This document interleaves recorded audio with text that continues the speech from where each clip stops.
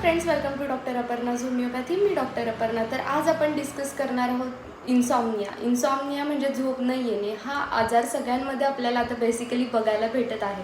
फक्त प्रत्येकाचे रिझन्स वेगळे आहेत.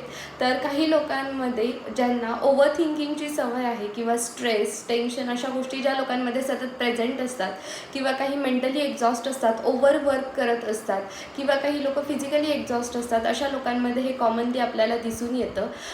किंवा लहान बाळांमध्ये लोकांमध्ये टिथिंग होतं आहे किंवा वर्म्स प्रेझेंट आहेत, अशा लहान मुलांमध्ये किंवा चिल्ड्रन्समध्ये, अडल्ट्समध्ये होमिओपॅथीमध्ये खूप बेस्ट मेडिसिन आहे ज्याचं नाव आहे पॅसिफ्लोरा इन्कार्नाटा मदर टिंक्चर.